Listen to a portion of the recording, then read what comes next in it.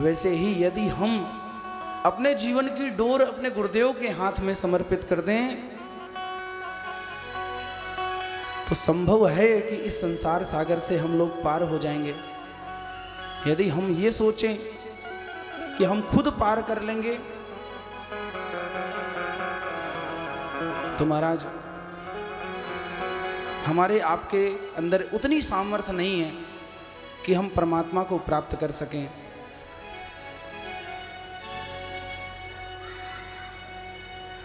आपको किसी गंतव्य पर जाना है, किसी गंतव्य पर आपको जाना है, जैसे दिल्ली से बंबई आपको यात्रा करनी है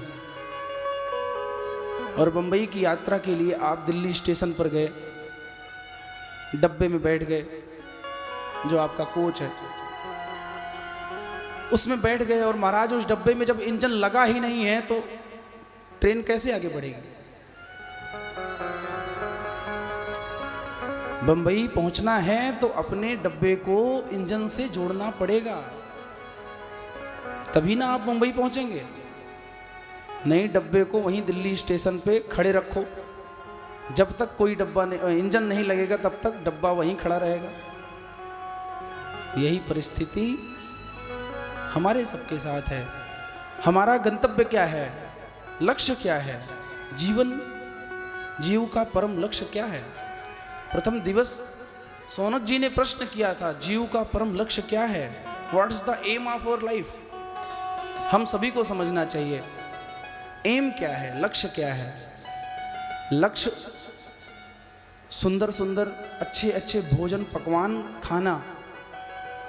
अगर आप इसको लक्ष्य समझते हैं कि महाराज मनुष्य तन मिला है, बढ़िया बढ़िया मालपुआ आदि और रोज रोज बढ़िया बढ़िया व्यंजन खाने को मिले, ये जीवन का लक्ष्य है, तो बढ़िया बढ़िया भोजन तो महाराज अच्छे अच्छे घर के कुत्ते भी खाते हैं, नहीं खाते।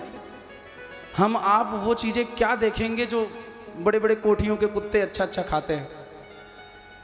यदि आप कहें कि अच्छे घर में रहना, हमारा जीवन में खूब बढ़िया लग्जरी घर बना लेना और उस घर में सुखपूर्वक रहना, ये हमारे जीवन का लक्ष्य है,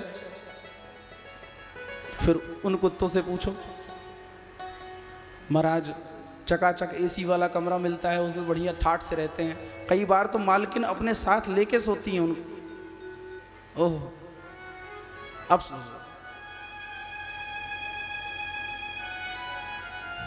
यदि जीवन का लक्ष्य आप ये बनाते हैं कि अच्छी अच्छी गाड़ी हो जाए, लग्जरी गाड़ी हो जाए हमारे पास, ये लाइफ का एम है, तो महाराज अन्य अन्य जीव भी अपने अपने मालिक के साथ बढ़िया चार्टर्ड प्लेन में घूमते हैं। मनुष्य तन मिला है तो मनुष्य तन पा करके जीव का परम लक्ष्य यही है कि भगवत प्राप्ति कर ले। अन्य किसी युग में कुकर सूकर बनने के बाद जीवन की प्रत्येक क्रिया को तो वो जीव कर सकता है, लेकिन भगवत प्राप्ति नहीं कर सकता है। भगवत प्राप्ति का केवल माध्यम सिर्फ मनुष्य जीवन मिलता है, तभी व्यक्ति कर पाता है। यदि कोई कहे महाराज विवाह करके पत्नी के साथ सुखपूर्वक रहना ही जीवन का परम सत्य है और यही लक्ष्य है,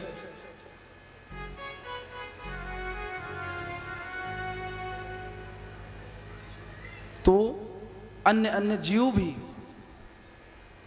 वो सारी क्रियाएं करते हैं। मनुष्य विशेष क्यों है? मनुष्य विशेष इसीलिए है कि मनुष्य भगवान नाम ले सकता है।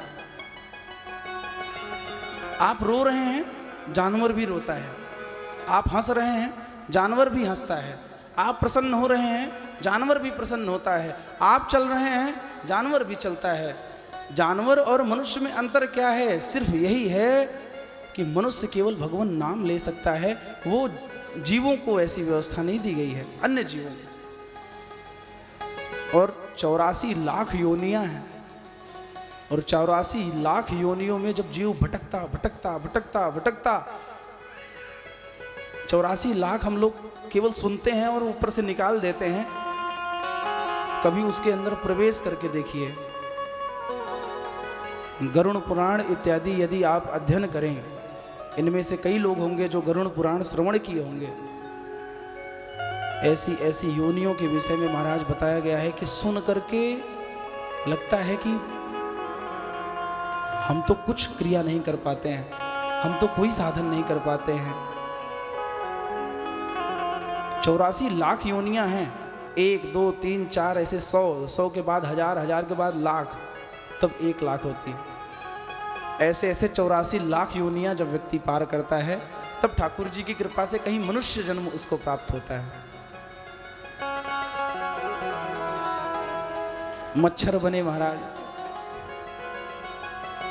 किसी ने ऐसे काटा, आपने मच्छर बने यदि आप किसी के शरीर पे काटा, मारा, फटाक से मारा, मसल दिया वहीं पे, एक योनि समान।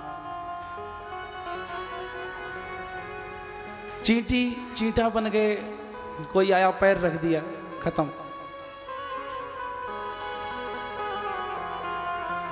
कुत्ता बने, सड़क पर दौड़ रहे हो, पीछे से गाड़ी वाला आया, ठोक के चला गया, खत्म।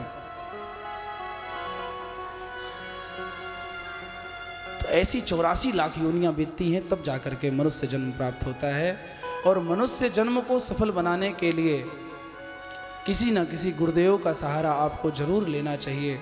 जब तक आप गुरुदेव के सहारे नहीं होते हैं, अपनी बागडोर किसी को नहीं समर्पित कर देते हैं, तब तक आप उस गंतव्य पर नहीं पहुंच सकते हैं। हमने लक्ष्य की बात की थी। लक्ष्य है परमात्मा को पाना। जीव का क्या लक्ष्य है? परमात्मा की प्राप्ति करना। और परमात्मा है, अभी जो मैंने आपको उदाहरण दिया था कि गंतव्य आपका क्या था, मुंबई, वैसे ही हमारा जो परम गंतव्य है वो है परमात्मा को प्राप्त करना। यदि परमात्मा को प्राप्त करना चाहते हो और खाली इस शरीर रूपी डब्बे में आपको बैठ गए आकर के, और आपने कोई प्रयत्न नहीं किया, अपने डब्बे को गुरुदेव रूपी इंजन में यदि आप नहीं जोड़े, तो आप उस परमात्मा तक कभी जीवन में नहीं पहुंच सकते, हमेशा यहीं पर खड़े रहेंगे।